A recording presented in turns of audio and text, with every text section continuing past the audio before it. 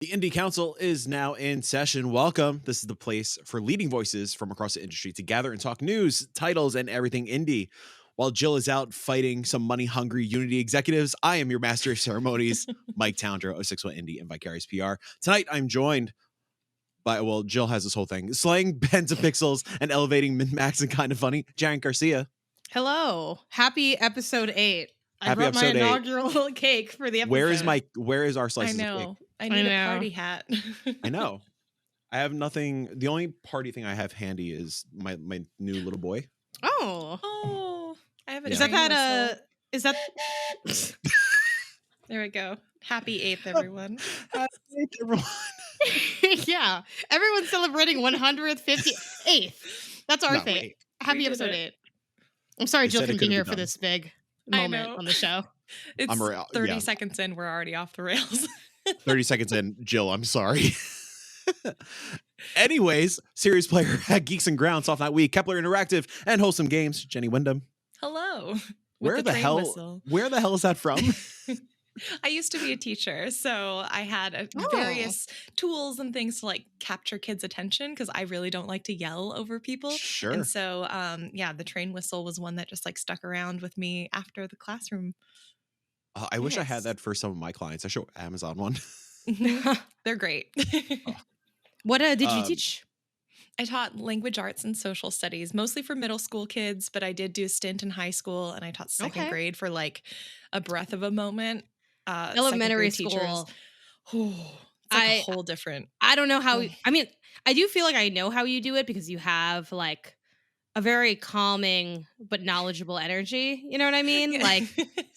Like if I need to know where the bathroom was, I'd definitely ask you and you tell me calmly and accurately. You know what I mean? Yes. But no, elementary. I did high school, a little bit of middle school as well. Same thing, language, English. And I subbed before in elementary school, and the amount of respect that I have gained since that this one singular day in elementary school, it is so hard.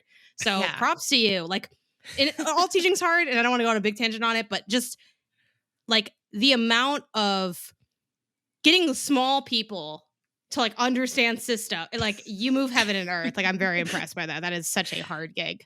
It is, yeah. Much respect to folks who are like still in the classroom. I'm in games now, but oh my gosh, I do miss teaching quite a bit. And I think every once in a while, I'm like, what if I went back and did like middle school for another year? But nah, there's too many games, so I'm sticking around.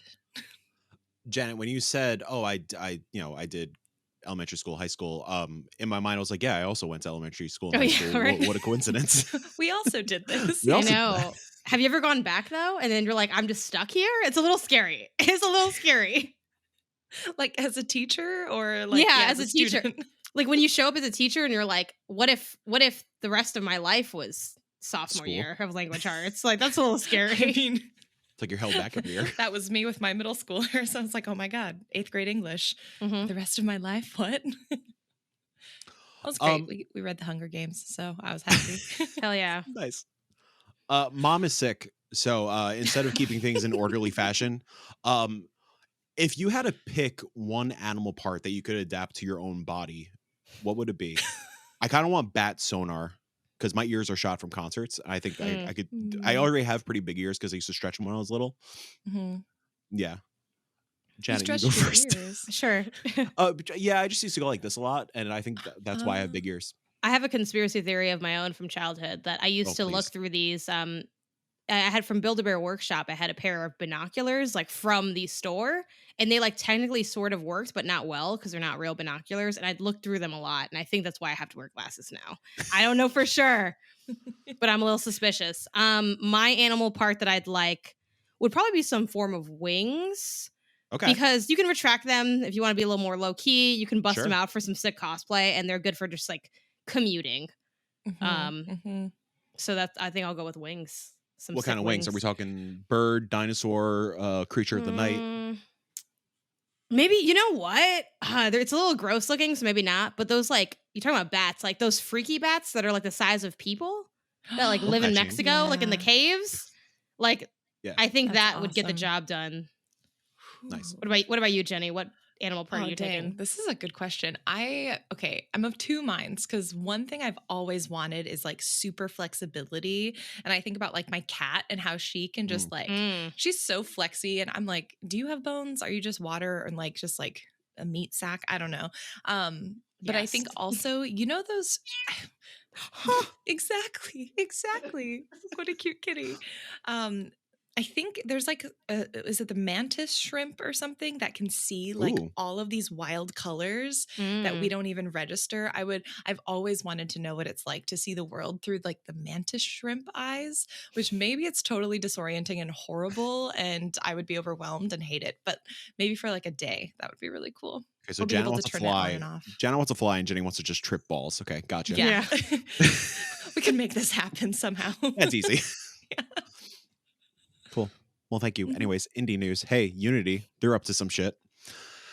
Unity the other day, obviously last week we talked about the whole Unity policy and how much it's bullshit and everybody's fighting them. That's why not Jenny, Jill. There's too many J names. Too many J names. So put my There's a foot down. lot. I get it. That's why Jill is fighting folks right now. But they tweeted Mhm. out on the 17th, we have heard you. Oh, fucking Unity. We have heard you. We apologize for the confusion and angst against the runtime fee policy we announced on Tuesday.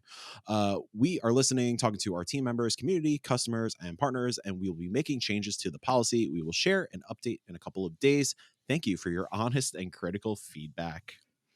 I'm sorry you feel that way vibes. Yeah. Great. This is also off the heels of people sending death threats to Unity, which is not okay. We can be as angry as we want, but don't do that, please. And then on the heels of that, Jason Schreier from Bloomberg broke out that the company recently held an all-hands meeting where staff were informed is now exploring changes such as a 4% cap on potential fees. This would apply for customers making over $1 million in revenue, and installations counting towards that would not be implemented retroactively. Bloomberg further claims that rather than relying on proprietary tools to track software installations, Unity will now rely on users to self-report the data. Yeah, fucking right. The outlet that wasn't part of the article.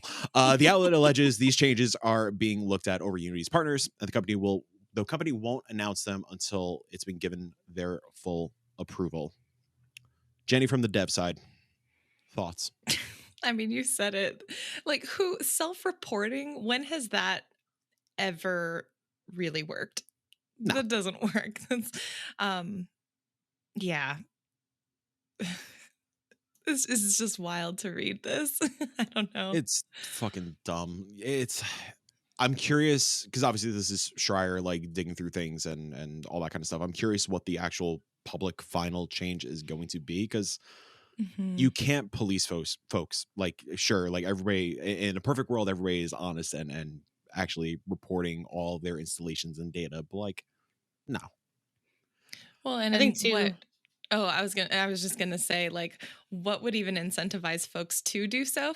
Right, exactly. Like, if I'm an indie dev and I know that reporting this is gonna potentially like make it unsustainable for me to keep up my work, like, yeah, in a perfect world, yeah, we're all gonna be honest, but I'm not gonna sacrifice my livelihood for that. Yeah, To like be really frank. I'm curious what the penalty is for not self-reporting. Like there has to be a penalty. Like there is a but to this. Like do you lose your membership? Like do you get a fee like a A fee probably. yeah, like a ticket?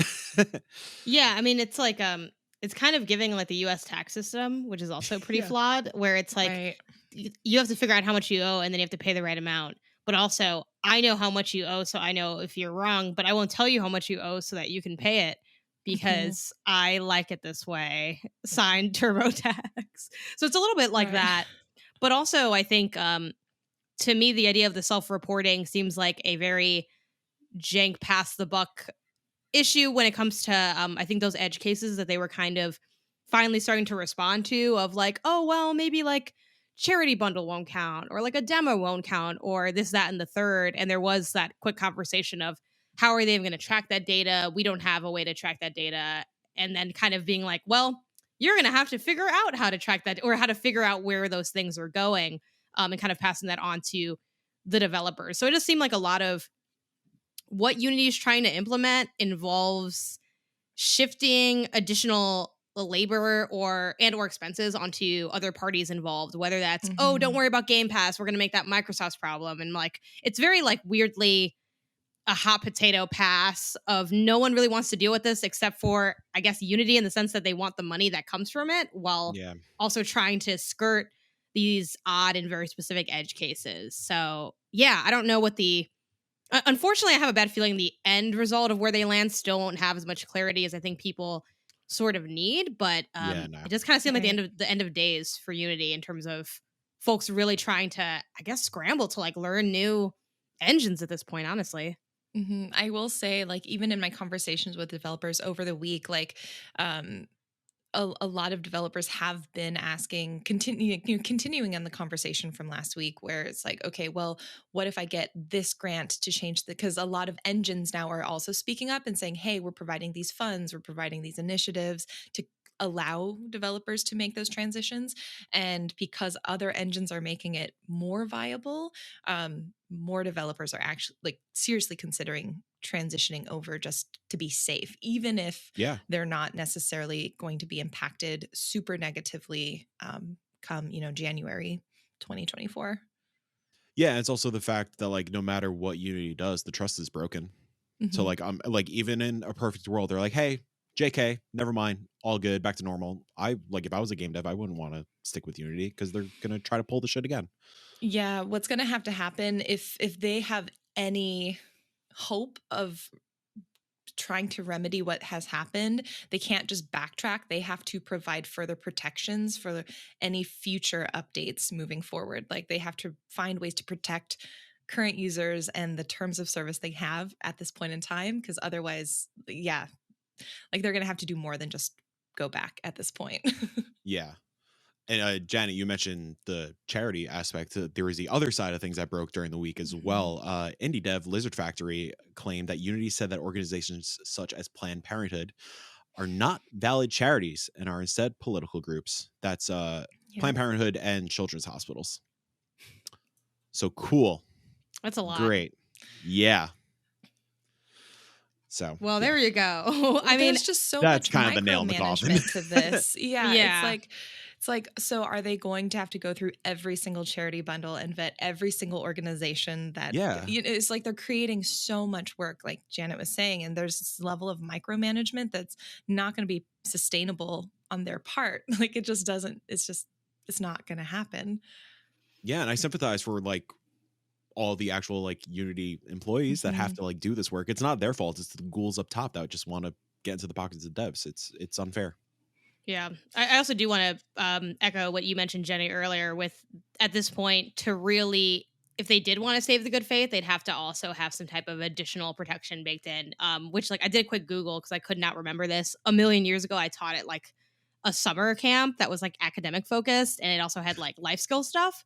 And one of those was like the 4-part apology, which like the acronym's AMISTER. It's like been used by probably plenty of other places, but it's acknowledge, apologize, make it right, and recommit. And that's kind of what you're speaking to, like that recommitment Mm. part. Like it's not enough to make it right. You all, and this is also just good advice for making good apologies to people in real I life, know, this is in regular nice. non-business life.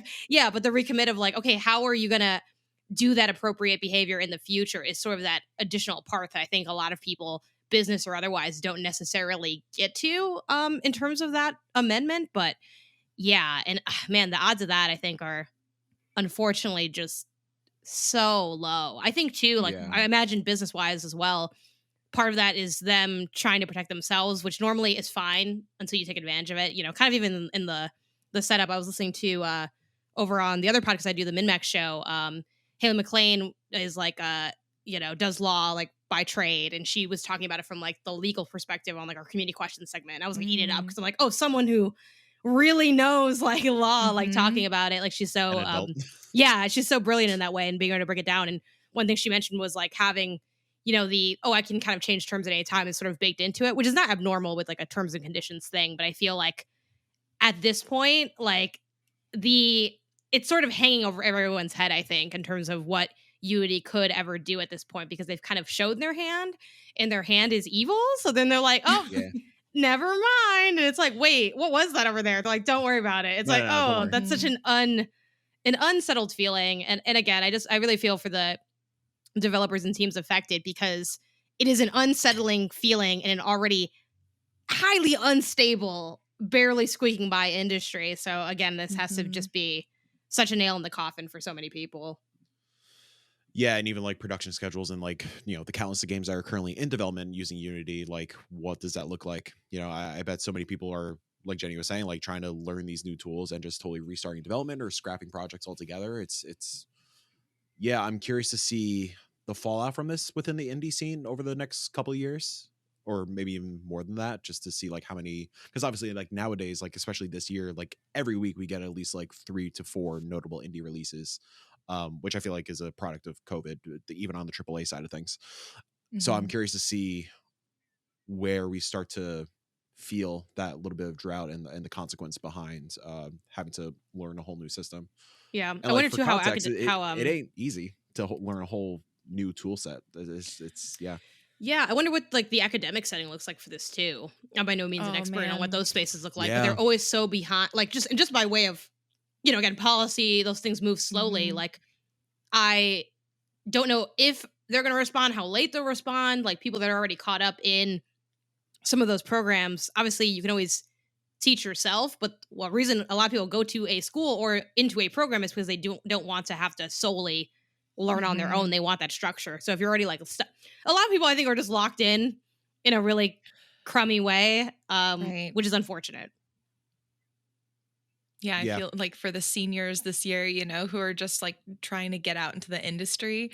I mean, that's a rough time because for folks who aren't familiar, like so much of what your job application is when you're moving into a game developer role is like what engines are you comfortable with, what software are you comfortable with using, and if everyone is starting to look at other options and you don't have that knowledge, like you're you either have to have connections so that you can like make the way to show like through your personality and ability to learn that you can just learn fast and on the job, or you're going to have to take time to learn it outside.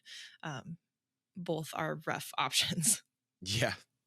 And not to mention like the real life stuff of like Mhm. spending so much money on school and all of a sudden that degree goes to waste Oh my to some gosh. extent. Like Yes. it's ridiculous, man. It's just like there's so many like little, well, not little, but there's so many like domino pieces that are falling from all of this that like I'm sure the Unity execs are not thinking about. Like I mean I forgot where I heard this, Ben. It might have been a KF podcast, I'm not sure, but like this is for the mobile game market. They're trying to capitalize on the mobile game market primarily, I'd imagine. Like the Mhm. The you know Genshins and the the Pokemon Genshins and the Goes and Pokemon Goes and like people who are just downloading free to play games thousands and thousands and thousands of times a day.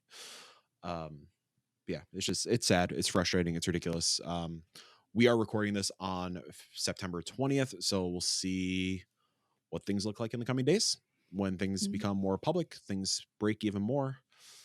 Yeah, Yeah, because they said what you said September 17th was the update that they had. So by the end of this yeah, week, they said that they would have another actual update, right? Or at least update compared to the last, what, September like 13th or 14th yeah, something like that. update they gave. And that's if it's still this week after Schreier broke the news, and maybe they'll go into hiding again Right, right. after the response. Yeah. I think the only other thing is just because I do know a few folks over at Unity who are like, not decision makers necessarily, Yeah, but they're part of like community teams. And yeah, I feel for anyone having to deal with the brunt of it. the brunt of it and like the customer service side of it at this point. Cause Yeah. yeah. So like you said, please be nice to them. Please Yeah, be it's nice to it's not them. their fault. Don't be sending death threats and stuff. It's just Mhm. everybody be cool. We'll attempt to figure it out. Except for Jill. Jill could go fist fight people. Speaking of the industry being unstable, the good old folks at Embracer lays off 26 individuals from Beamdog. This is the MythForce team. MythForce, a game that both Jill and I really enjoyed in the preview cycle. So this is really fucking heartbreaking to see. Taking this from Destructoid, who took it from Game Developer. Yeah. Quoting former associate producer Messia Blaniers. I'm so sorry. On Friday, 26 people were laid off at Beamdog. I was unfortunately one of them. After 4 years at the company, I look back at my time there fondly and wish everyone the best. Embracer has been scooping up folks, and I feel like layoffs are just running rampant. I know like Volition just got shut down. Even today, I think I saw Crystal Dynamics was also infected. Yep. Jesus, affected. So yeah, it's just a bummer, especially like with Myth Force. It just came out last week, I think. So Yeah. like, give the game a goddamn chance. It's actually really goddamn cool, and it's not a small indie team's fault that it is the worst time of the year to put out an indie game. So yeah, just a bummer. I wanted to shout that out and give condolences on behalf of the council. Yeah, there's one stat that I saw just in a couple of Discords actually that I'm a part of, where I didn't collect this myself. This is just something that someone shared with me.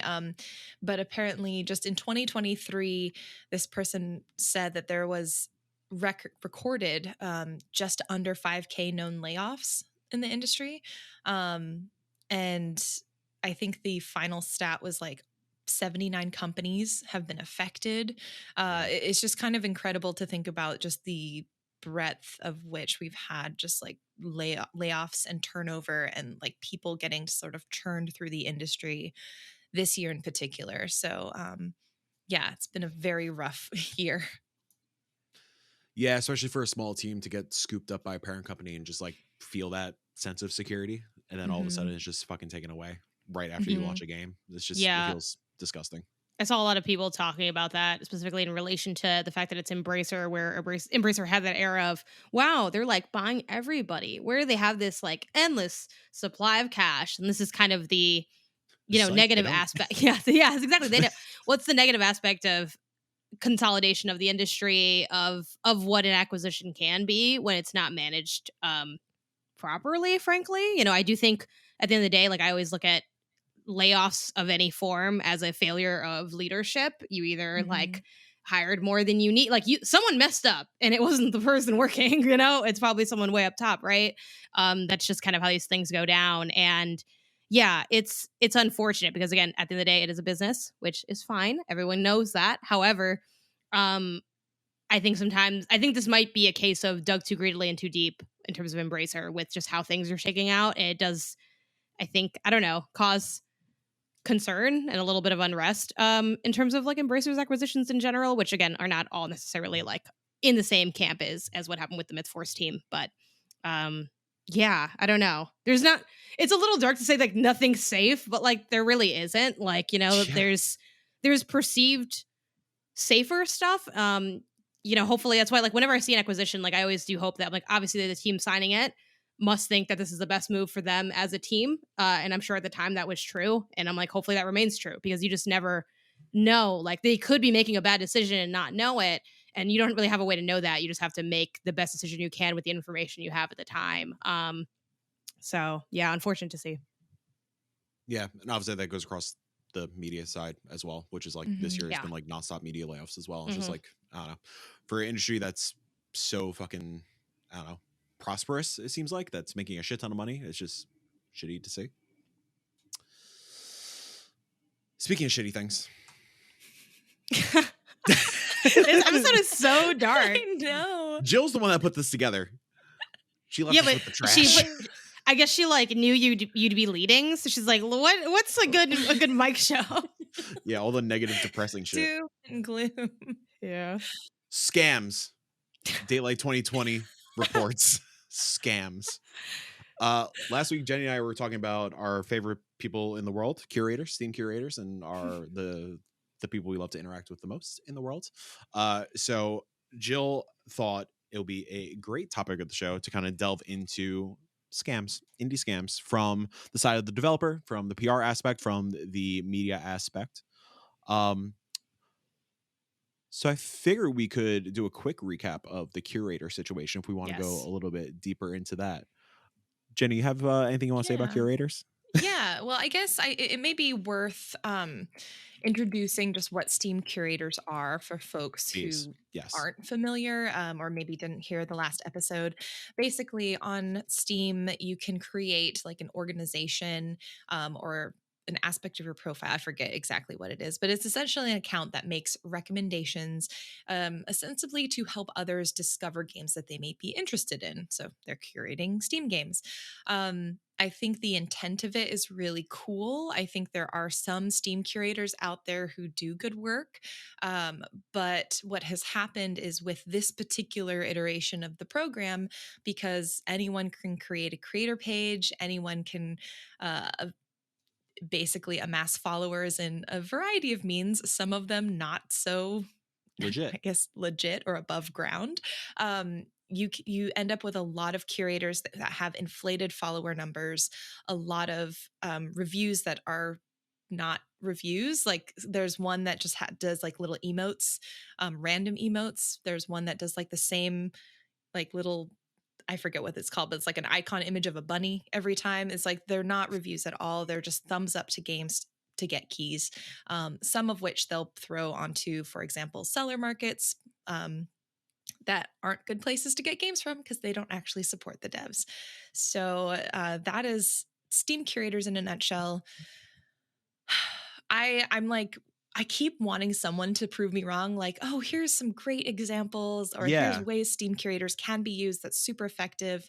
And if anyone out there listening has case studies and examples of that, please let me know because I'd love to give it a chance. But every time I've tried, it has just never worked out. Yeah. Yeah, like on the PR side of things, they typically sniff out what games you're working on, and peeking behind the curtain a little bit, like there's a website called Game Press, and we usually, like, on the Vicarious side of things, we usually upload our press releases on Game Press, and it just like gets sent out to media outlets and so on and so forth. But anybody could make an account for it and have access to it. Typically on Game Press, I will include my email, like in case like any media outlets want to reach out about keys or have any questions for the developers, so on and so forth. So like the games I'm working on are public knowledge. And yeah, it seems like it always happens on like the same day, because it seems like it is like a lot of like the same people under multiple names. And you could kind of tell through just like grammar, language, structure of the email, so on and so forth. And yeah, the emails are essentially asking for, sometimes it's a moderate number of like 3 keys, especially if it is some of these folks that are just copy and pasting emails under different names. But sometimes you get egregious things like, hey, I want 25 keys for my premium subscribers, which is the email I received today. And yeah, as Jenny said, sure, they could quote unquote fulfill their duty as a curator and give you a thumb up on the Steam page, but they are going to toss the rest of those keys on CD keys or try to sell them on their own volition. And it is remarkably fucked up. And to reiterate what Jenny said, CD keys and other websites of the sort do not support developers. You are, when you buy a key off those websites, there is no money going into the dev's pocket. Usually those keys come from folks like myself or Jenny. So yeah, always buy off Steam. Something like Fanatical is fine. Something like Humble Bundle is fine. Like those deals are happening behind the scenes, and they are supporting the devs and helping make things happen. But a lot of the seedy kind of websites that you feel a little icky going on, don't do it. Mm-hmm. There is one because I've actually been doing research on Steam curators just because after our conversation last week, I've been like, I need to know more because I feel like, all of my experience is just my experience, but maybe there's stuff out there that I don't know. But actually, in 2022, there was a solo indie developer under the studio Cowcat Games. They ended up doing their own sort of investigation and seeing if they could catch some of these Steam curators in the act. I'll drop the link in the show notes really fast because, yeah, I thought this was absolutely wild. But basically, what this person did. Oh, and I've lost my own access to the link. Hold on. There we go. Oh, Rock. Very Yes. very good game, by the way. Yes, it's a very fun game. And I didn't know this transpired at all. But what this developer did was instead of giving a full key to the game, he ended up giving a key to the demo. And so through that, he was able to see whether or not people actually went through and played the game. And also, he started getting a lot of positive Steam Creator reviews turn negative.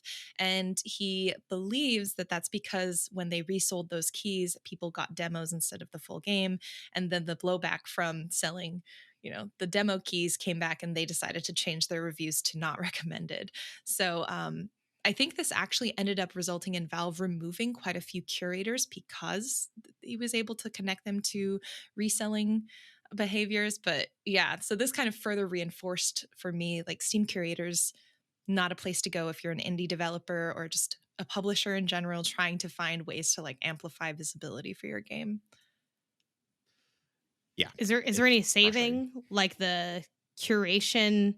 Should we just destroy it and start anew? Because it Yeah. sounds like a cool idea. Like, It's a cool idea. could we? Mhm. Could it be? I guess it's like it's not saved, right? It's just like if you're on there and I don't know, you are legit, leave maybe because you're just with scammers. It's like I all think scammers and 3 people, or Right. One thing that, at least for me, like, I think there's now this element called Creator Connect that Steam has put in, where if you are a Steam curator, you want to ask for keys, you're recommended to go through this Curator Connect platform. It allows developers through the back end of Steam to give you the keys more securely, so you're not actually getting a code. You basically just like get access to the game. And so what it prevents is the reselling component. Mhm. So I think things like that could shift it, but there are so many, like, even in the curator emails requests I'll get, they'll say, "Oh, but Steam Curator never works. So could you just send me the key, via Yeah. email?" And so, which is another flag because a legitimate curator wouldn't. They would just say, "Please do Curator Connect," or they just request it via Curator Connect. So I don't know. I would love to see it saved somehow because I do think it's very cool to have this place to like get those recommendations. I follow some Steam curators like Rock Paper Shotgun. I think Yeah. Splattercat has Steam curator. Wholesome Games, we have a Steam curator page. So I think there's potential there, but there has to be more like stopgaps and checklists in the system to actually make it harder to become a curator. Like, there needs to be some sort of quality control somehow. Yeah, some sort of like verification process or Yeah, something. But yeah, Janet, right. to your point, I think we do just blow it up and something new. I don't know, because yeah, it is a cool idea and concept, but like all good ideas, people take advantage and learn how to fucking game the system. Hmm. Yeah, and genuinely, like, per game, like in maybe like a singular day, like depending on what the game is, like if it's like a high profile thing or whatever, like you'll get like 100 curator emails, and it just like when It you are takes working so in much PR, and time. yeah, whether you're working in PR or even like on the games media side of things, like you don't want 100 emails of just bullshit fluffing up your inbox. It's so infuriating. So if I see steam.cu, I'm like, all right, fucking out of here. I don't even read them anymore. And like, I'm sorry if anybody somehow is legit, but like, I can't. I don't read them anymore. Well, and I found most of the really legit ones are asking for keys via email anyways. Like, a lot of Yeah, them are creators who have other channels and other means of like communicating with us and posting content. So, um yeah, I feel like at this point it's not very useful. yeah. Aside from like, yeah, like you mentioned, like Rock Paper Shotgun has one. I think Wanderbots has one as well. So like, Yep. it's like a supplementary kind of tool. Hmm. But yeah, Because if you like that is do, fine. because there are like, I think there are ones that also have like, I mean, there's silly ones like with the same energy of can you pet the dog, Mhm. where you can like find games where you can do certain things in the game. There are ones that also are like accessibility based, so maybe they vet for certain accessibility features, which is really cool. So like, I want to give a shout out to those curators who are really trying to curate in the way that maybe Steam intended for it to happen. But yeah, the system is very flawed at this point. Yeah. Oh, you unrelated but kind of the cousin of the Steam curators. Y'all mentioned and this one you briefly touched on our last episode where the idea of the scams thing came up. Like fake YouTube channels that Oh look yeah. or like so what's because I'm it's funny, I'm looking at the link that you had shared, Jenny, which we'll have to maybe toss in the show notes, like to that Eurogamer article, and then I looked into the the Twitter thread embedded in the article, and then I saw more of the like. It's like I'm starting to see now like what you guys are. For y'all, you already know like what these scams are, but for me, I'm like, oh yeah, I guess this is like they have also screenshots from the fake gameplay trait. Like, what is this fake YouTube channel situation, and how can people clock it and avoid it? Trying to Oh find an example man. for you right now, but Jenny, go ahead. Yeah, there's like well, at least the one last week that we were talking about was channels that I've encountered just on the latest launch of the game that I've been working on, Eternights, where these channels will typically look very legit, and they actually like check all of the boxes that I would normally like quick check if I was looking at a channel. Like, oh, have they been posting regularly for a long period of time?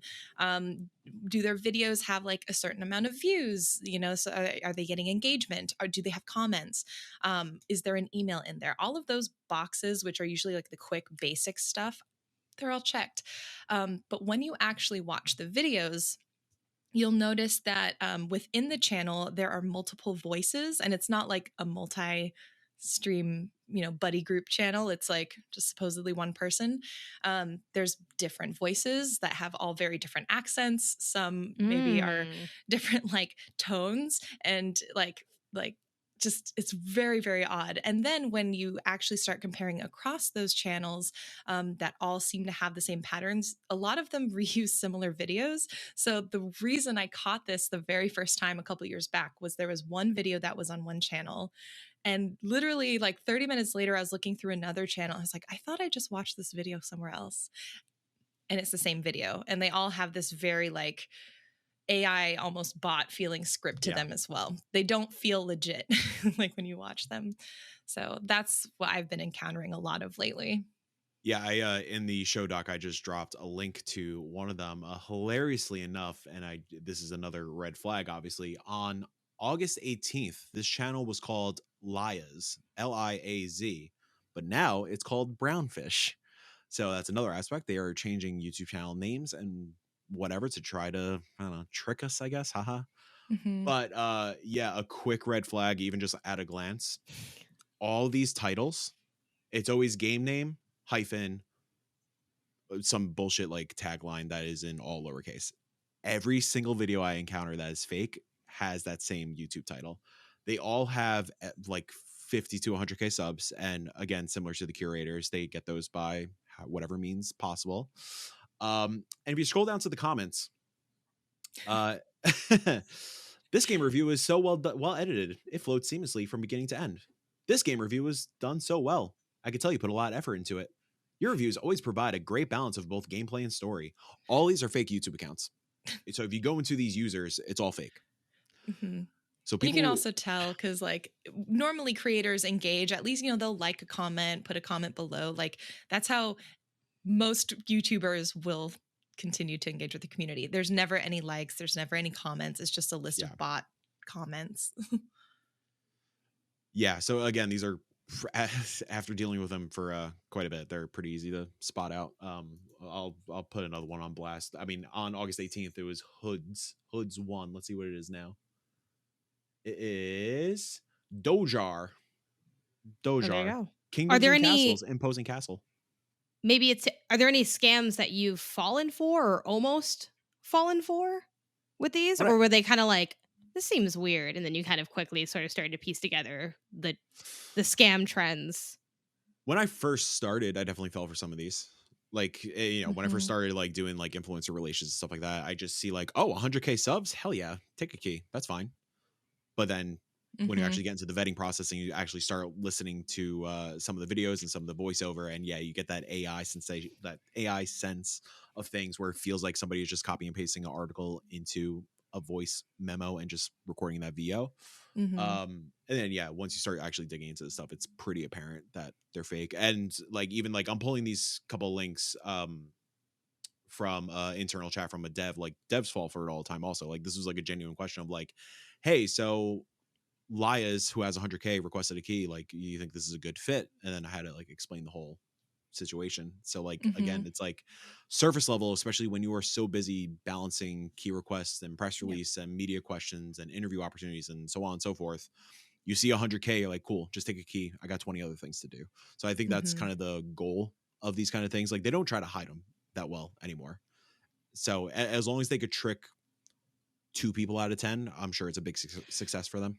Do y'all personally run into much of, since you're more like at, places and not just like versus like a dev who's maybe doing their own PR and they're kind of trying to handle all the things at once. Do you run into a lot of like impersonation?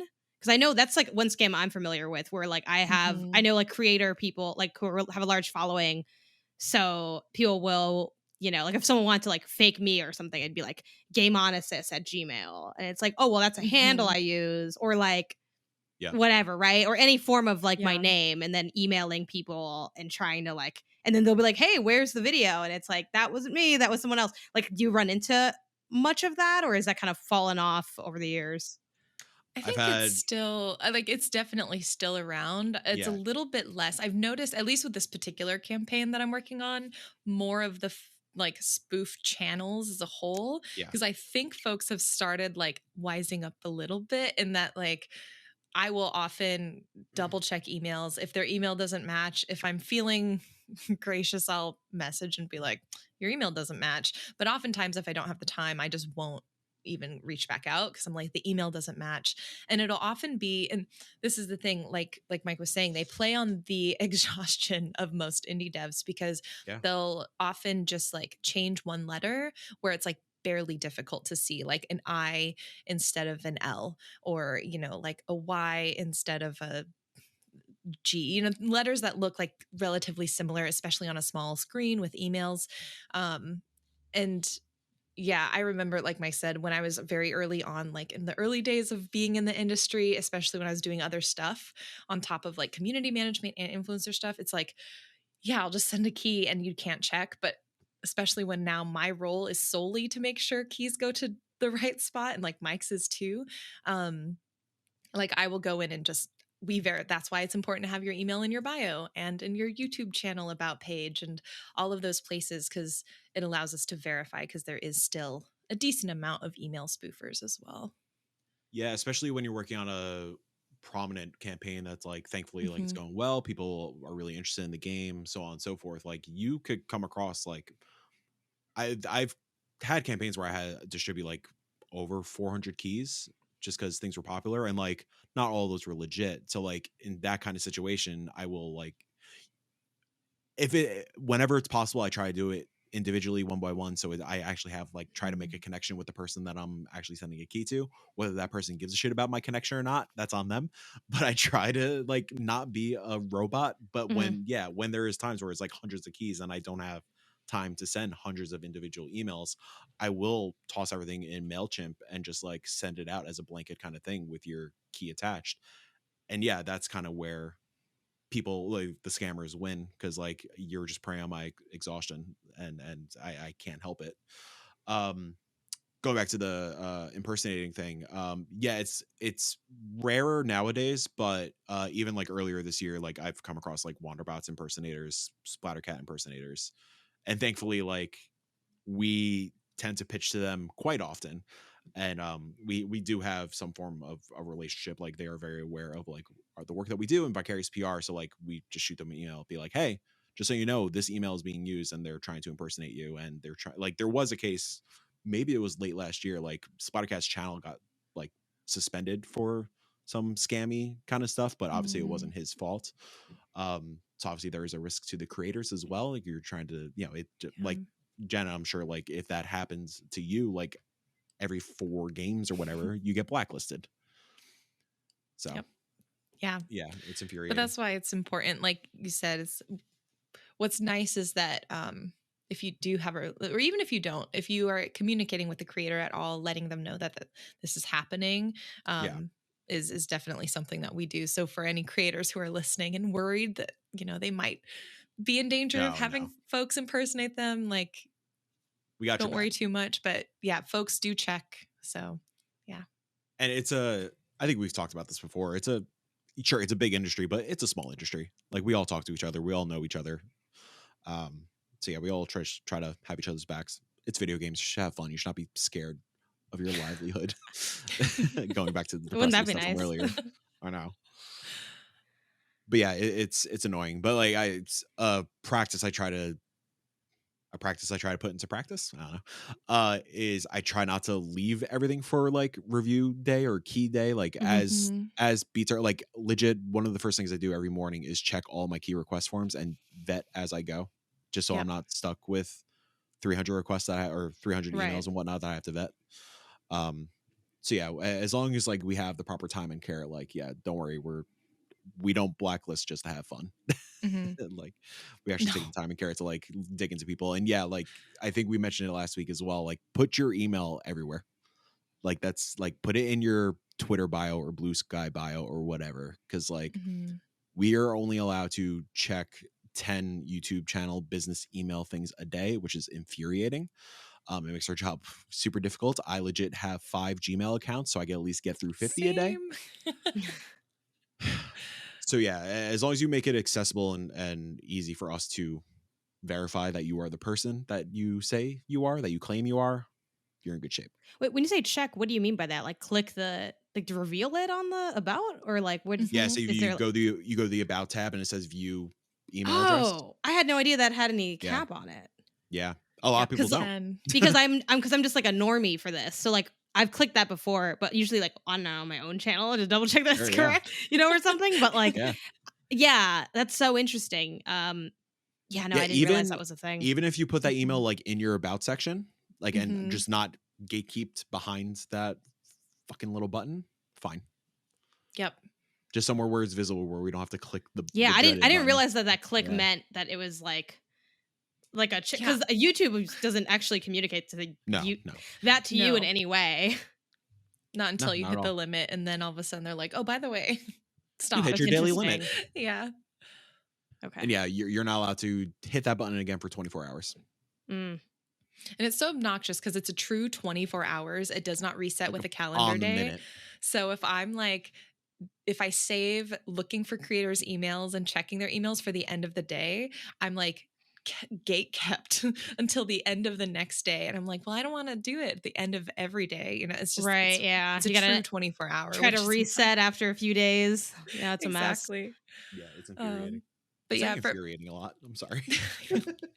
but for any, I don't know. I actually don't. I'd be very interested to know if like we have more developers that are listening in, like industry folks versus maybe players, or a hefty mix of both. But like also for any indie devs, because I feel like it maybe sounds kind of scary, and you're like, oh well, how do I even know who to give a key to? I mean, don't stress too much about it. Like, yeah, maybe you'll give your key to a couple of people who don't use it in the way that you hoped, but like generally most people out there are like, from my experience, it's been very positive. And like, just like Mike said, spreading it out over a longer period of time. Don't save all of your outreach for like 2 weeks before the game launches. Spread it out so you have time to like take a quick look at people's channels, get a sense of who they are, and don't stress too much about it.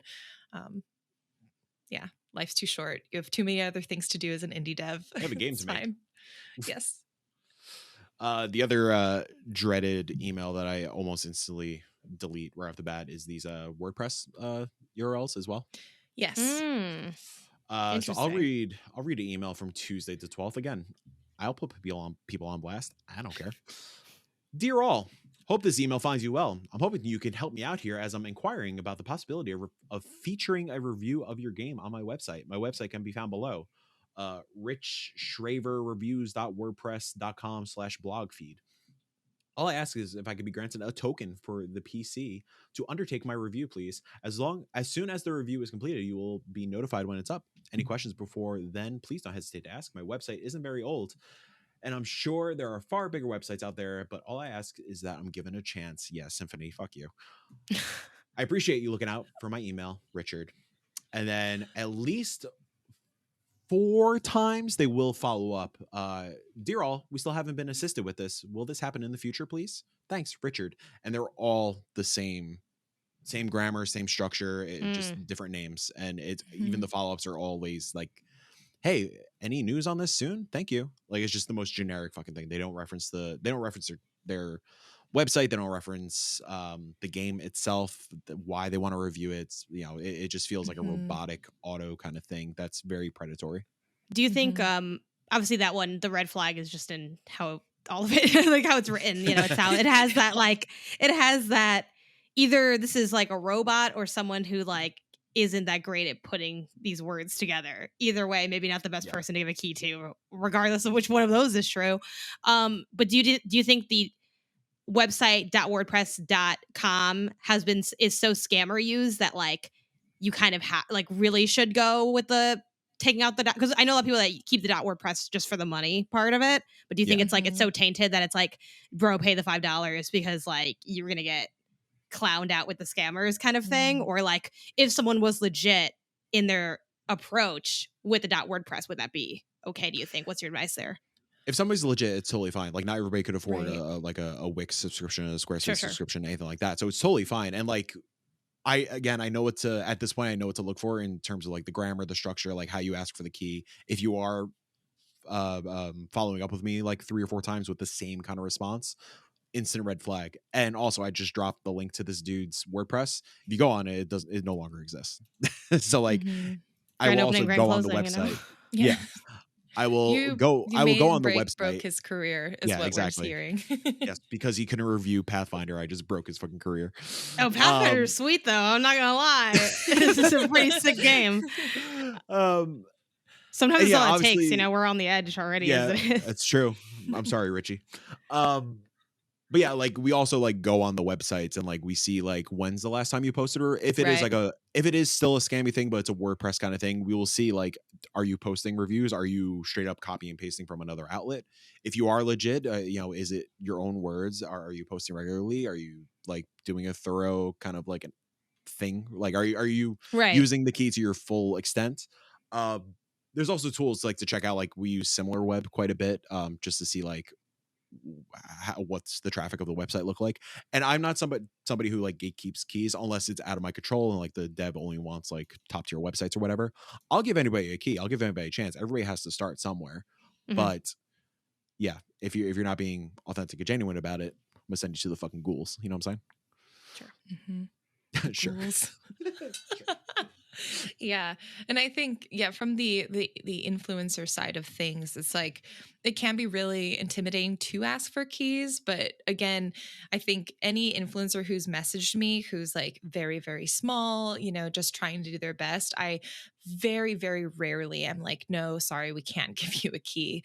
I think, there is something to be said, and maybe this is a larger conversation about like, when are you ready to ask for keys as an influencer? Because I think you have to understand from like the business side of things, even though like folks like Mike and I, we try to be as generous as possible. There is a small element of like, we do have to figure out some sort of a return. This is a business interaction, even if there isn't like money changing hands. And so it's important to recognize that. And maybe as a creator, if you have like on Twitch, maybe only one person concurrent, averaging, like that may not be a sign that you're ready to get a key to do this kind of work. But it doesn't mean like, we're not trying to discourage people from asking. It's just, there are these patterns that we see from scammers that are very easy to us. And I think most humans would never fall into any of this kind of pattern on their own naturally.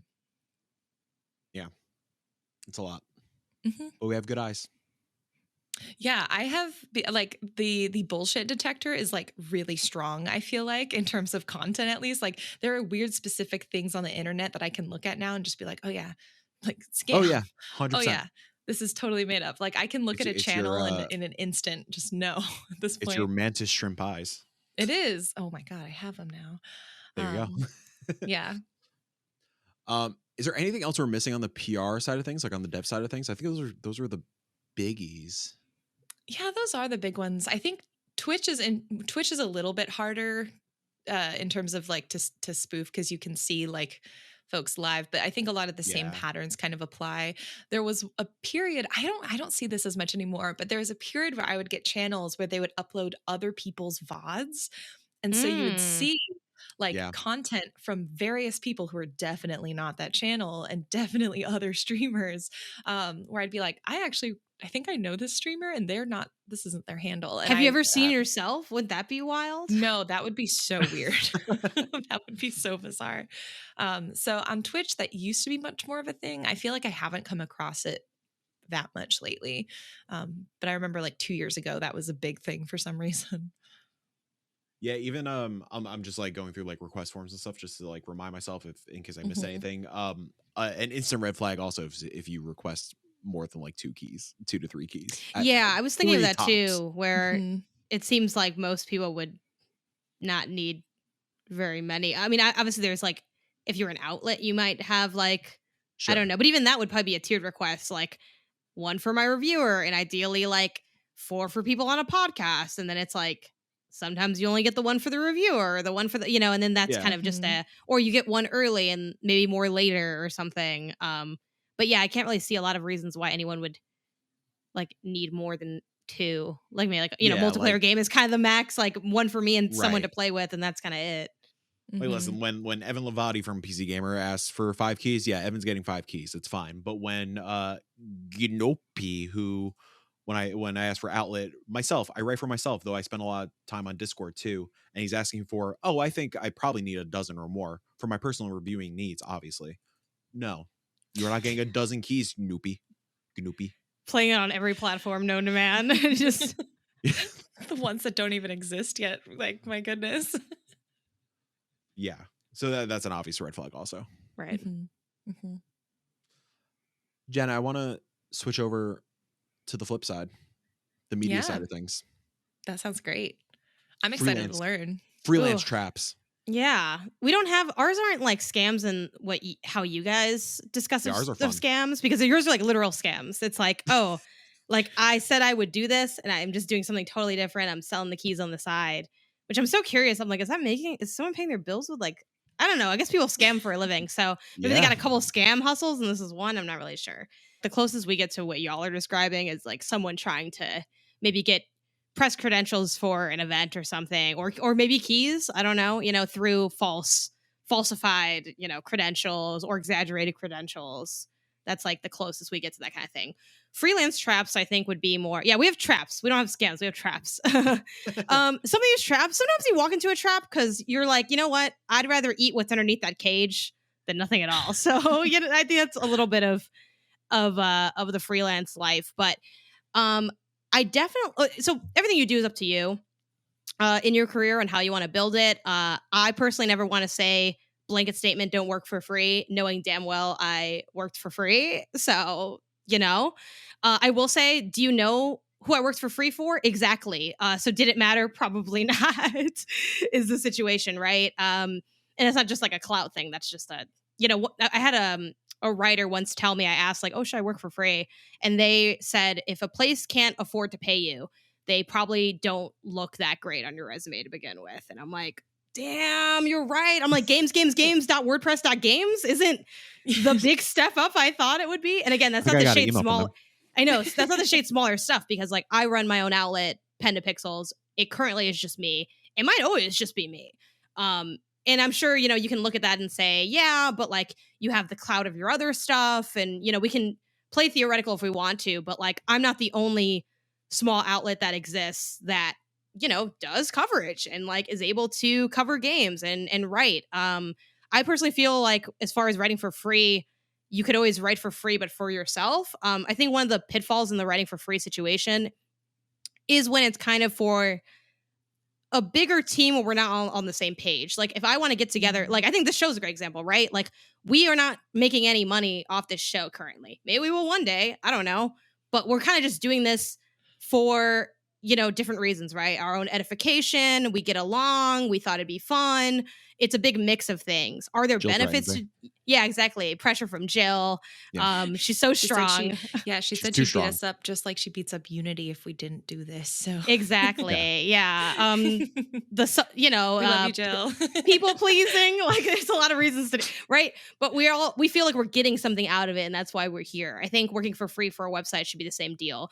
Maybe you're a duo kicking it off. Maybe you're a group of freelance writers who are like, hey, I want a place for the pitches that don't land.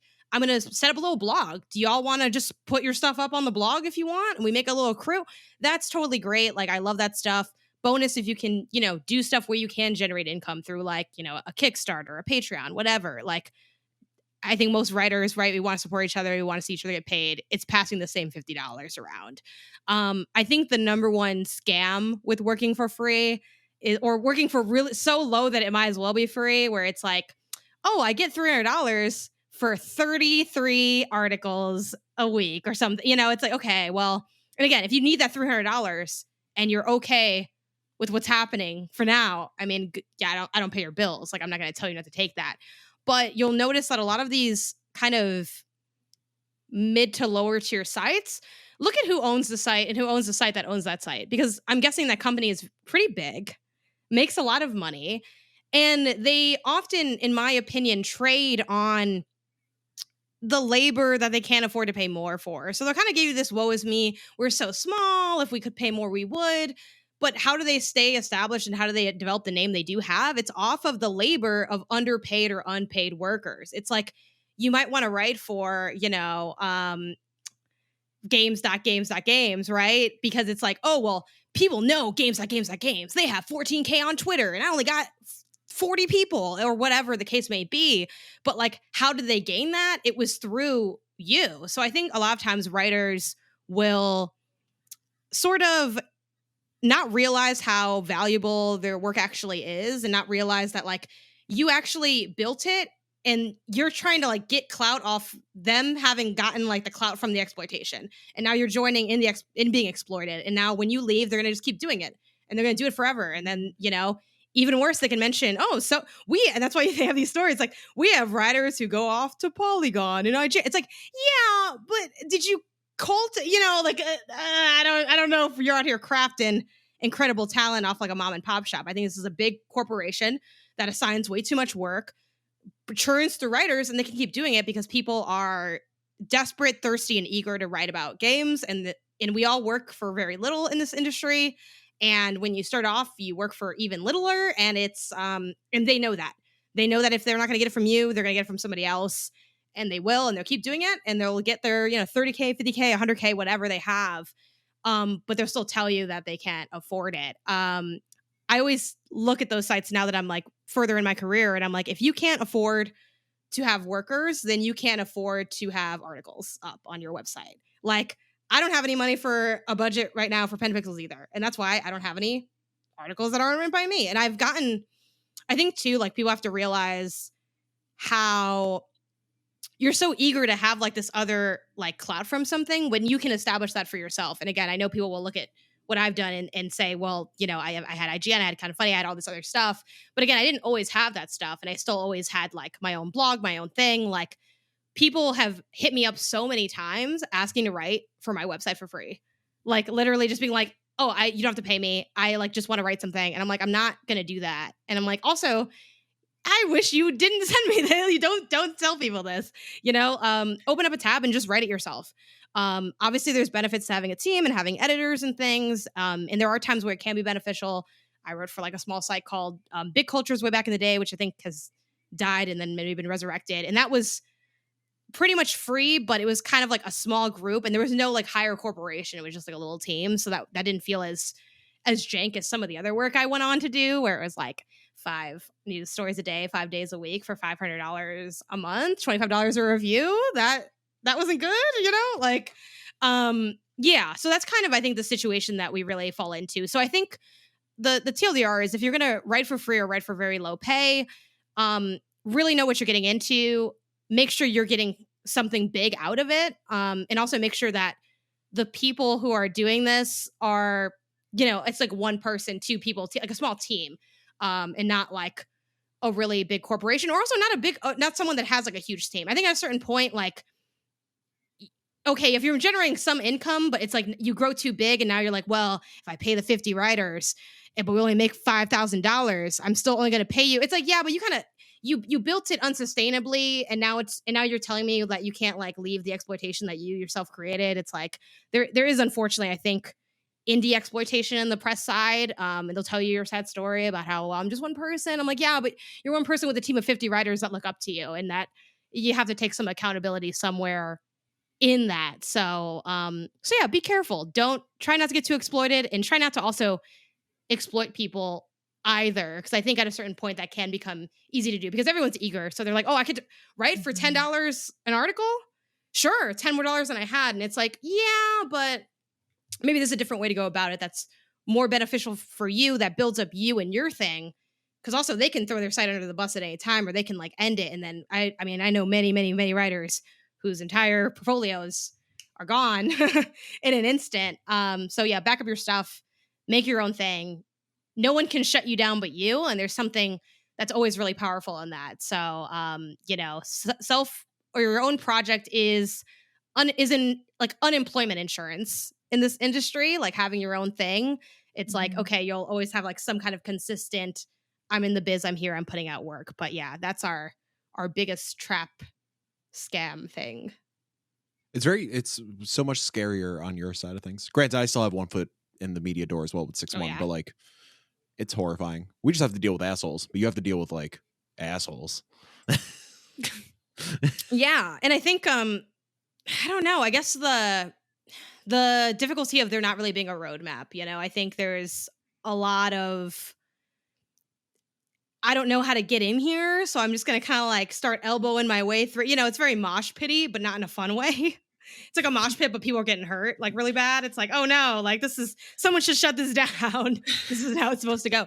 Yeah, yeah, and I think people get psyched out about that a lot. But yeah, always build your own thing a little bit to some degree. You can do it. We're all just all your faves were just people before they were big creators.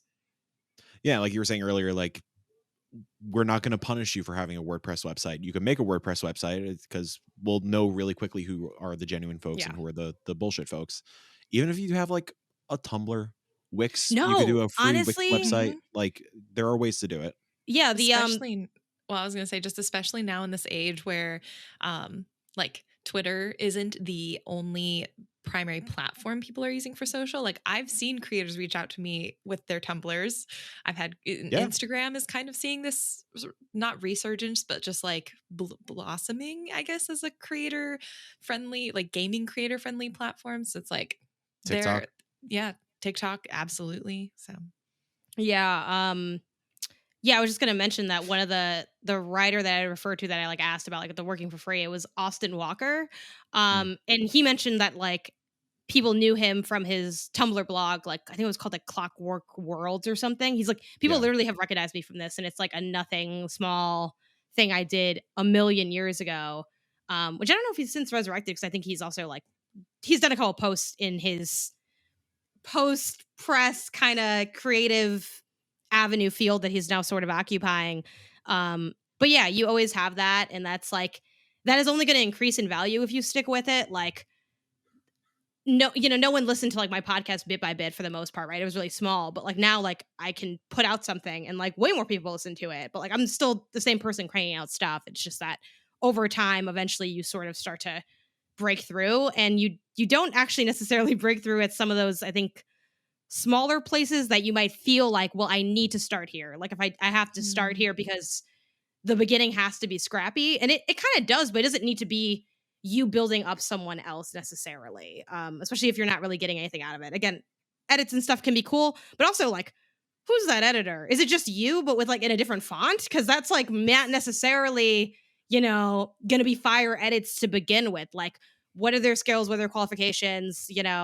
It's a whole thing to look at more holistically instead of just saying, okay, well, this site it gets clicks and it has maybe this many followers, so it's inherently like a step up. Again, there are skills to learn of like working with people and being on Slack, and like I got value out of that gig that paid me $500 a month, but also I was done after like a few months to a year. I'm like, I really gotta leave because like it's not worth the time and the energy or mm. anything.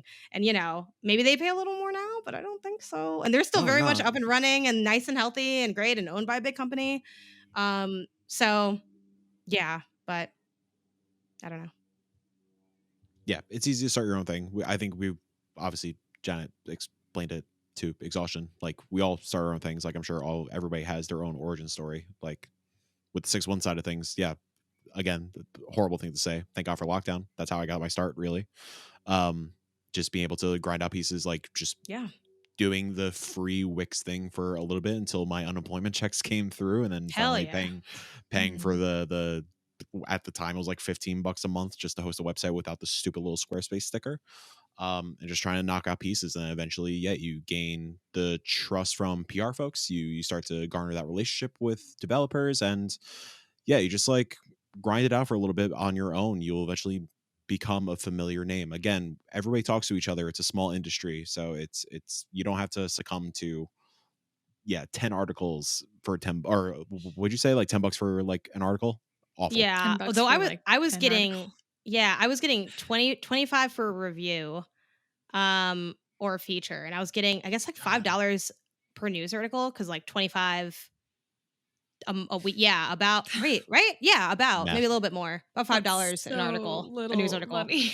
I know. And then the thing is too, I was never fast at writing news either. So I'm like, this is taking so long Yeah. just to get like $25 today. Yeah. And I'm like, only 100 left until I make rent for the month Oh my somehow. gosh. God, even It like was a thinking about a stressful time. review, like thinking about a fucking review, like God forbid you're trying to review like Final Fantasy or some shit that takes 100 hours Yeah. to. The way I bought a used PSVR 1 for that job and then never made the money back that I spent on the PSVR 1 because it takes too many $25 reviews for Yeah. VR games to actually make it back. But I was like, well, I need to get more reviews. And if I own the headset, no one else can review the game because only I have the headset. Yeah, no one Um, else. yeah. It worked in a sense, but in another sense, it didn't. So I don't know. Yeah. God, that's Wow. awful. It's so Scam. interesting, like how I think one thing, like one takeaway from this for me is just like knowing that these things take time. I think especially when I got into the industry, I was like, oh man, everyone's already at like the top. Everyone's already in these cool spaces. And I like, if I want to be there, I have to be there like tomorrow, or I Mhm. should Yeah. be there today. And what's really interesting is like, you don't see how long it takes some people to build and grow and like put in the time and investment and work and like get to build those relationships because as we've been saying this whole time, it is a small industry. We all like everyone is there's like 6 degrees of separation to pretty much everyone in the games industry. I feel like Yeah. you know someone who knows someone. You can find anyone in the games industry by tapping just a few people. Yeah. And so like understanding that from whatever standpoint you're in, whether it's PR or as a developer, anything like that, knowing that sometimes it just takes time. And that's sort of unfortunate because nobody wants to hear that, especially in this day and age, but that's the reality of it. So, like, if you didn't get a key this time, maybe just have to build a relationship, like send Yeah. a thank you for considering me, I'll talk to you next time email. Like I've had creators, honestly, like I didn't send them a key because I was like, hey, you're not really a fit for this campaign, like they were a little bit too small and they just didn't have any content. And they were like, that's okay, I ended up picking up the game anyway, here's the content I made. And Nice. Yeah. that for me, I was like, awesome, this is great, like I would love to work with you in the future because you're showing me this like willingness to build a relationship over time. And even if you're not able to like pick up a game, even just like putting out a tweet or a post or whatever, like showing you're willing to invest time in things is really important in this industry, especially because I think so many of us are maybe tentative because things are so like fluid and moving, like people are in and out so quickly. Yeah. It's also sometimes like hard to feel like you can build a relationship, but it's important to do that. Yeah, I think too. Like, I mean, this is almost dipping into another topic, so I don't want to go Yeah, yeah. too in depth on it. But what you mentioned too, like, not obviously you need time, and like I get like there's financial aspects to things, which is why a lot of people Mhm. do work, a day job, and they kind of grind at this like in their spare time on the weekends, whatever their situation may be. Um, but yeah, like if you want to go do something, like go out there and do it. Again, that's going to be different for everyone. We all have different circumstances, whether it's financial stuff holding you back, like medical stuff holding, like family obligations, kids, no, like there's all these different factors that we have to deal with to see what we want out of life, what we want out of this career, if we want to explore the space, like, hey, you can try it out. And if it sucks, like you just quit. Like, it's like whatever, like Yeah. just do something else. Like you don't have to continue pursuing it. But yeah, like you don't need codes to do coverage. Like you do need codes to do like coverage and embargo. And I get that that's an exciting, fun, cool thing to do. But, I started out just playing the games regularly. Like I got like the first keys I ever got were like mobile games back when I worked at like a mobile site for free when I did it just for fun, where I was like, this seems like a way to spend some time. And I'm like, oh, cool, a game? And then I write about it. This is cool. And then I was like, this is my whole life. But yeah, I remember like when Spider-Man for the PS4 came out, like I was really, really broke at that time. And I like got that from Redbox, you know, like you can make the, and then I think too, like I really want to encourage people to lean into their weaknesses and make it a strength. Like for me, it's like, you know, okay, well, like I couldn't afford Resident Evil Biohazard to buy like as a full out game. So I Redboxed it and I turned it into like fun weekend content with my friend who I was doing the podcast with. And that's how we did it. Or like, okay, maybe you can't get like codes for, you know, Baldur's Gate, and maybe you can't afford to buy Baldur's Gate, but you can, you know, play like indies or maybe get codes through indies. Or even if you can't get indie codes, you can go on like Steam Next Fest and do like demo. Like there's ways to do game coverage no matter what in different ways. Like itch.io is a thing. Like, and those are still, which I don't know. I think it also depends on like what you want. Like the truth is some people just want the end and they don't want the process. But I'm like, you have to kind of like the process to get to the end. Like you're not going to get to do the fun, fancier stuff if you don't just genuinely enjoy doing coverage or highlighting things or whatever your angle is. If your angle is just like, I want to play, you know, Spider-Man 2 early and talk about it on a podcast and make $70,000. It's like, well, none of those things exist in this industry. You know, it's like what you see and what you imagine is such a small sliver of what a lot of those people do. Like there's so many facets to it. So yeah, just be honest about what you really want to do and what you enjoy. And I think for the most part, I like to think life will give it to you at a certain point. Maybe the truth is you just don't enjoy having to do this, which is fair. It's a hellscape. And a lot of people leave and they're happier when they leave. And that's fine too. It's like, if that's your bliss, get out because it's not going to get any better either. But, you know, there's still a lot of great things to love about it. And I think that's why so many people are here still. Yeah. I think just like tying it back into the traps kind of thing, like, again, do your own thing. Like even before 6-1 Indie, like I kind of account like the true start of the grind, like to PAX East 2018, where we would buy the fan badges and me and Kyle would go like at the break of fucking dawn and be corralled like all the cattle in the fucking show floor and just scope out the booths. And like, okay, you hit Devolver, you hit Annapurna, you do this, you do that, come back together at night, do the podcast. And like you were saying, once start getting into the writing game, Next Fest, even outside Next Fest, okay, what cool game has a demo? Okay, cool. There's our previews. Yep. Like there are ways to do it. There's ways to do the grind without outside resources. And yes, we're all eager to, I think Jenny, like you said, like we're all eager to reach the top like right away, but it ain't gonna happen tomorrow. Like I said, that shit was 2018 for me. That was 5 years ago. Isn't that unreal that 2018 was 5 years ago? Weird. It does not feel like that. There's it's like how like pre-lockdown and there's 2012 was like post-lockdown. 7 years ago, right? Like Yeah, it's weird. Like back when I was in college 2 years ago or like 6 years ago. Like it's like, oh my God, why is that so long ago? And like after you know, if you're lucky enough, like there will be opportunities that come across. Like maybe you do find a strategic partner that like your visions align and they do have like benefits that they could provide aside from just being ghouls and taking advantage of you. Sure, go for it. Fuck yeah. But yeah, just be careful. Don't get taken advantage of. And don't take advantage of other people. Yeah. That is our episode of Dateline 2020. How about some fun stuff? Video games. Finally. This is what it's all been about, baby. Let's go. The gamers are in session. Janet. Yes. It happened. It happened. It's here. You have joined the Goobies Gang. I have. Along with Jill. Yeah. So first off, okay, so Jenny, where are you at? Please. Okay. Okay, thank you. I need to join the Goobies Gang. I'll do it. It's I'll play so this good. weekend. I while Jill is away, I formally put a motion to rename this podcast Goobies Gang, the Gooby Gang Corner. Nice. We can put whatever. Well, actually, Jenny can put whatever she wants in the Spotify. It's true. It's very true. That's the episode title. Here we go. This depressing ass episode. Yep, that's the title. Janet. Yes. What do you think of Game of the Year Goobies?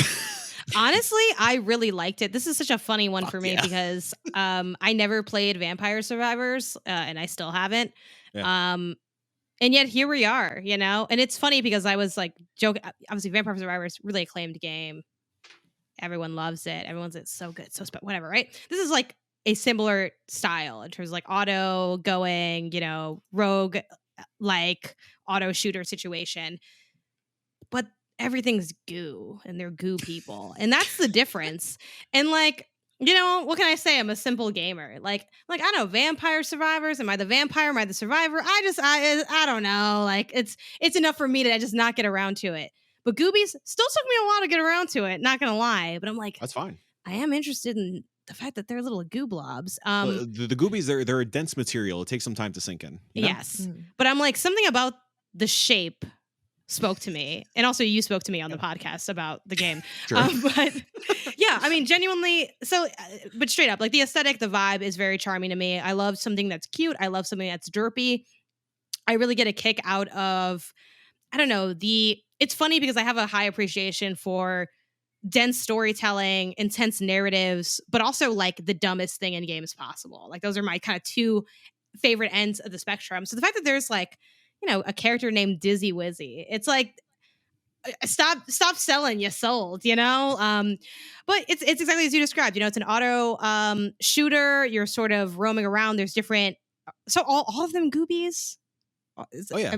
So they're all the good guys, the Goobies bad guys. Like we're all yeah. Goobies, right? We're all Goobies here. We're all in the Goobie society. So when you select your goob, they have like different. Yeah, your little goob. Yeah, they have different attributes. You start out with just like the basic one, which is just like a little blob. I still only played as a little blob. I forgot their name, but they're a little blob buddy. I know. Dizzy Wizzy, I know because I'm looking right at it on the Steam screenshots. But they have different like elements, like HP, speed, damage, little sticks, and then as you go, you gain XP, and then you can use that XP to either unlock additional sort of buffs or abilities or stats, or you can unlock more XP depending on the role, sort of. And you have these different enemies. You also have like a boss that will appear at one point. This is an interesting game for me because it's part of it is really chill in that it's like fairly simplistic gameplay. You're sort of just selecting an ability and letting it run wild.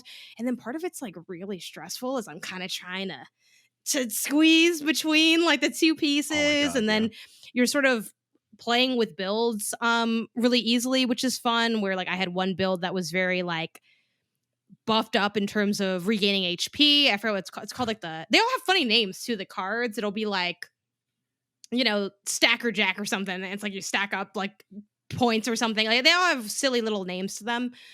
So I had one that was like a super buffed kind of tanky one, but then I noticed eventually I got too slow for some of the new enemy types that got introduced. So I kind of like how, again, the simplicity, the aesthetic, the kind of pastels, the derpiness of them all being Goobies, and then the ways that it sort of pushes you into differentiated builds based on the different waves of enemies that you encounter as you go on and on to the break of dawn, as some would say. But yeah, it's a fun time. It's a blob bath, as the Steam page says.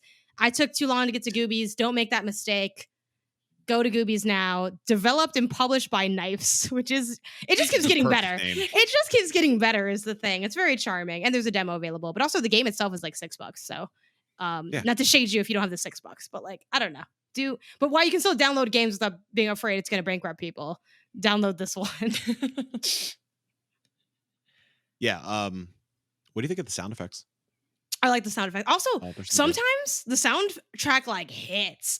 I wouldn't say it's like the best soundtrack ever by any means, but there are times where like certain tracks are like really banging and it's kind of like this weird nightclub goo vibe, which I appreciate. Yeah. Sorry, the wife is worked up about a can of beans that are missing from the grocery order. So no, I'm it's all texting good. to make sure she's okay. I feel it. I live that Instacart order life a lot, especially during the pandemic, and you never knew what you would get. And I'm like, I hope it's not missing the thing I really need. I don't know. Apparently, that was what was really needed tonight because I the hear beans, a lot of yelling downstairs. That's rough. Oh. Well, y'all convinced me. I just bought Goobies, so I can yes. get it this weekend. Yes. It's also just so fun to say Gooby Gang, and then I've like so fun to say Gooby Gang. in my apartment in the vein of Gucci Gang, we go Gooby Gang, Gooby Gang, Gooby Gang, which is really hard to say 3 times fast, but Gooby Gang. It's a good time. Yeah. All right, it's downloading. I'm gonna play some Goobies tonight, I think. Hell yeah. Also, and it's so really quick. Oh, except when it's not, but then it's fun, So it's like, all right.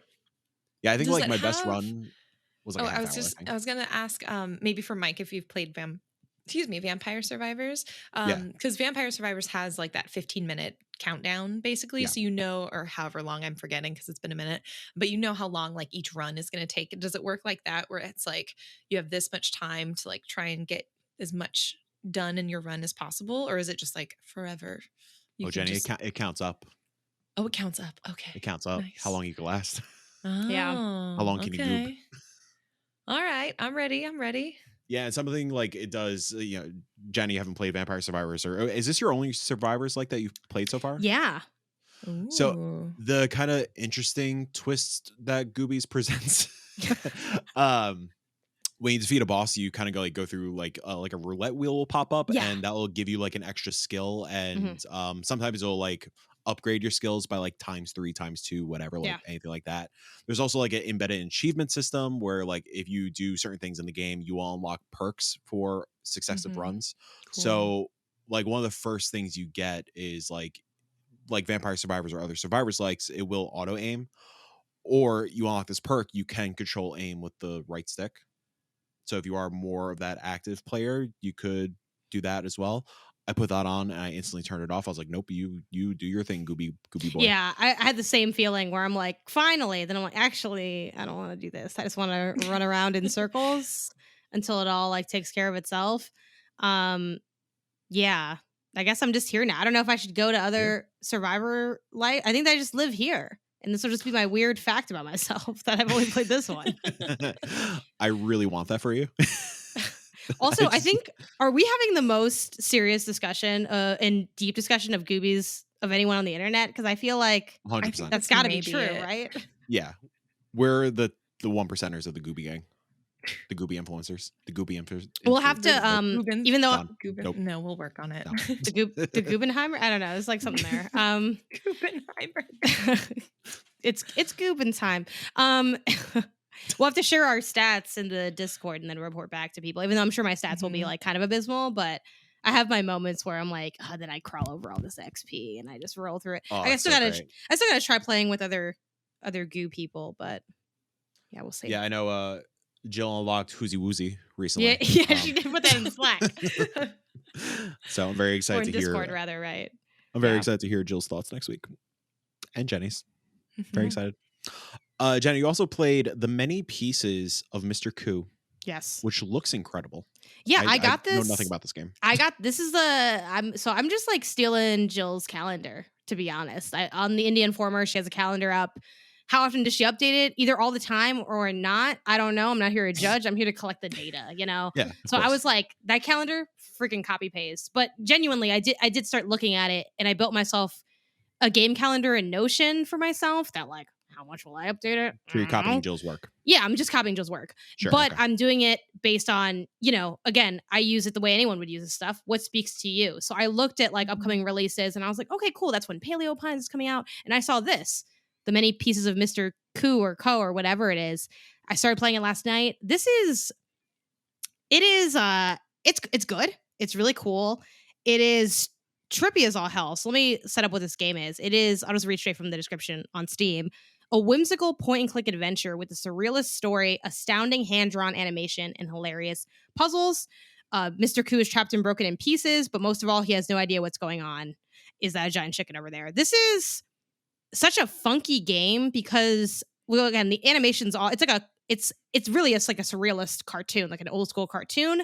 There are also sometimes occasional smatterings of art styles where you'll see a scene where there's the titular, like Mr. Co or Mr. Coup, however you pronounce it, and he's all cartoony, sometimes in like an environment that's like hyper realistic, and it's like, it is honestly a fever dream to play. Like at one point there's literal like human hands, almost like FMV style, but stylized, like coming into frame, and then there's like a weird clock, and then you're sort of interacting with the foreground and the background, like, and everything operates on cartoon logic.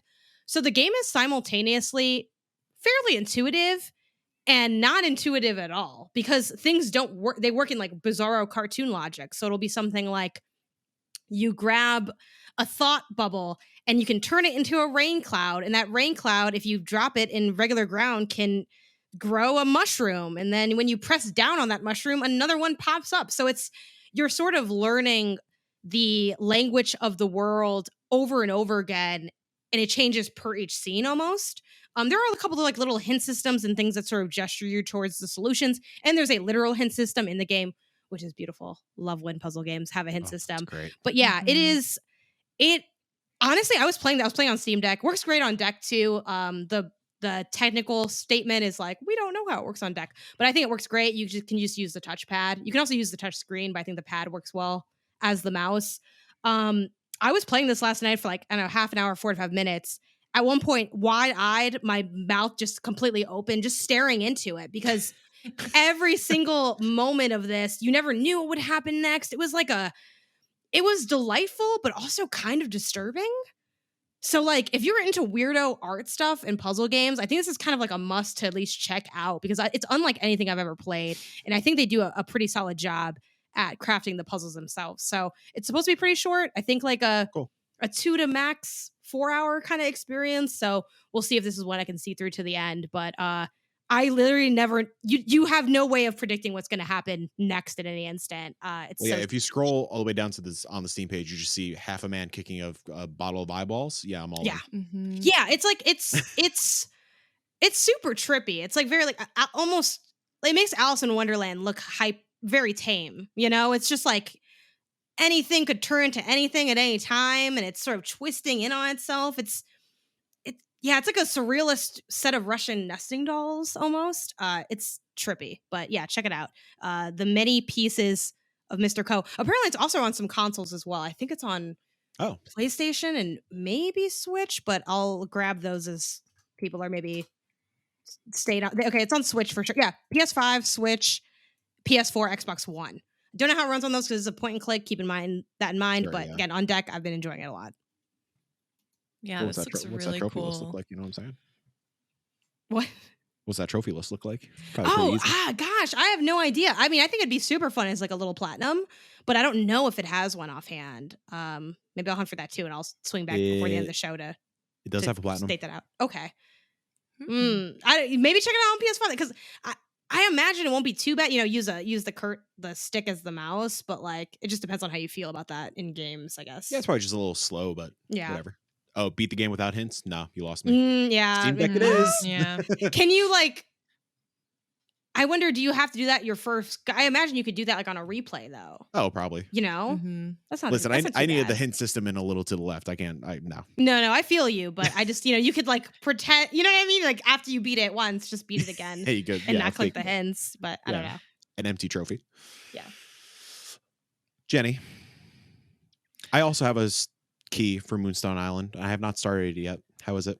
Yeah, I'm very early on, so we'll see how as I continue it deepens. First impressions are quite pleasant. I really am loving like for those who don't know, I guess who aren't familiar with Moonstone Island, I should probably mention what it is. Moonstone Island it's for people who love like creature collecting, farming, sim kind of vibes. Like this is probably one you'd want to check out. You're an alchemist in training, leaving home to make something of yourself. This is a world where there are sky islands, and so you're actually flying from island to island. And what's really cool, one of like the selling points is that as you explore different islands, you create a home base on one, but you'll explore procedurally generated islands. So lots of like unique runs that you can do to go out and delve into the world. And not only will you like collect different spirits, which are the magical creatures that you get to like essentially collect, train, fight with. But you'll solve puzzles, you'll make a life for yourself, you can date, which is always very fun in these kind of games. And the sprite work is just so delightful. I think more than anything, the personality of this game and in the art style and the music's like pretty nice. So far, it's again early enough on that it hasn't like really stuck with me in any like solid way, but I love the art in this game. They do relationships in a way that I find really interesting and I hope feels deep once I actually get into it. But they have a system where when you talk to villagers, you can choose from the jump to talk, to flirt, or to joke. And each type of interaction has this different percentage chance of success based on like what I assume is your base rating or like your current relationship level with them. And so you can like maybe jump ahead a little bit in your flirting. Like you can just start flirting and ask people out on dates and they may just say no. And that's just how like life works, you know? And so I thought that was really cool. And I'm hoping it bodes well for like that social sim aspect of it.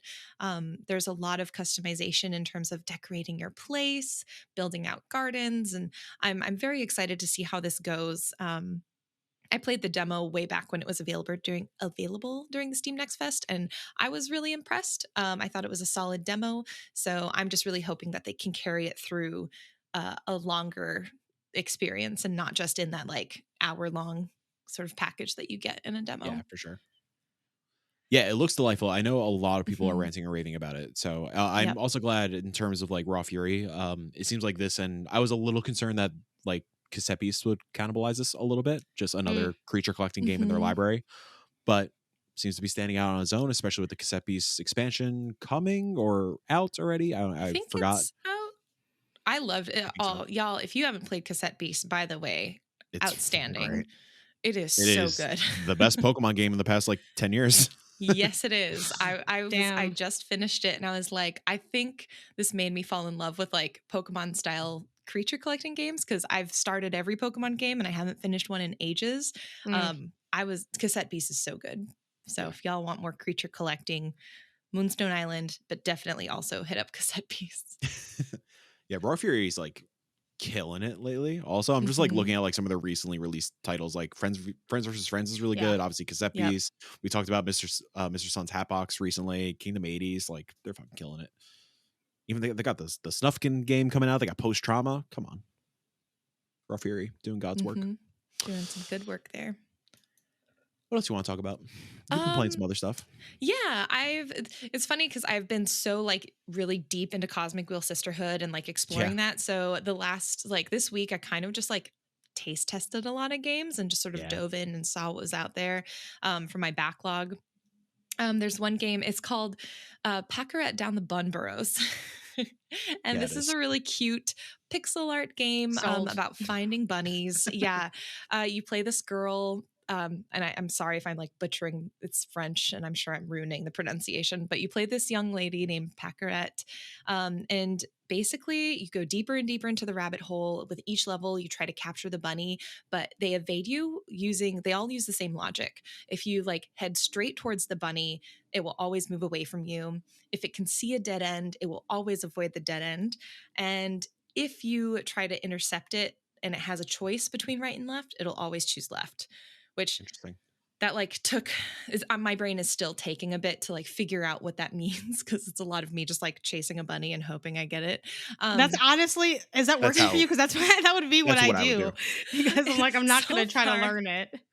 So far it's been working out. Like the puzzles are like the first time I sat with it, I got like maybe 4 or 5 puzzles done. Like I have a short attention span for these kind of puzzle games. Like I'll want to hop in and hop out.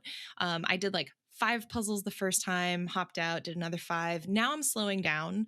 I'm like in it enough where I'm like, okay, maybe I could do like 2 puzzles and I have to actually maybe think a little bit more. Right, right. But it's really fun. It's giving me the same type of energy, even though the logic puzzles are different, as like Baba Is You.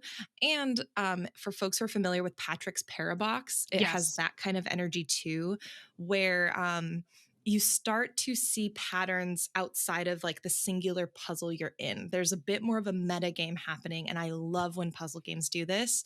It breaks your brain a little bit, but I think this is something I'm very excited to like finish and see what like the final realizations are going to be. So very stoked, highly recommend.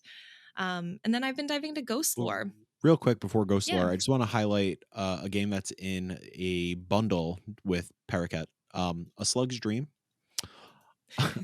A Slug's Dream is a challenging yet accessible puzzle game about guiding an adorable slug dreaming about scrumptious flowers after skipping dinner through increasingly complex puzzles.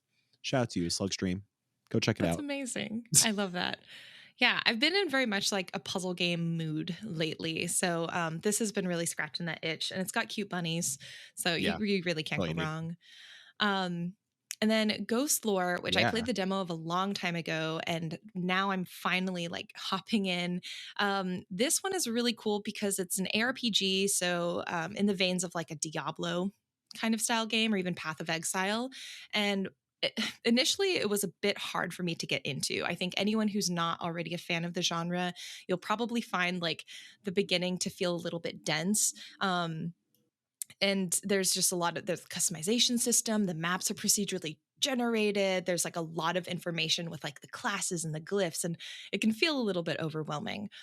But once you get into it, I think it provides this really cool opportunity to play an ARPG that is set in a different setting than we usually see. It's based on Southeast Asian folklore. So all of the monsters are like from just like folklore that's over from that region. I don't know very much. So it feels like extra exciting for me to play. Like I'm really discovering new stuff and I'm like taking time to like Google things because I'm like, whoa, that's like a really gnarly one. Like, what's the story behind that?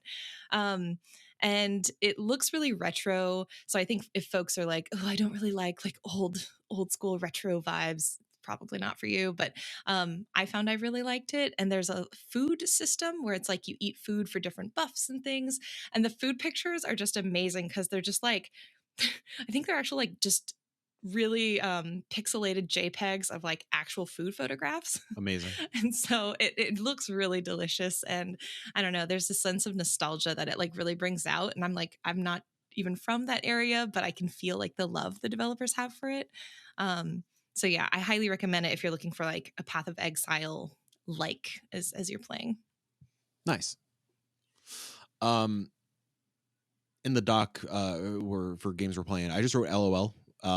Because video games, yeah.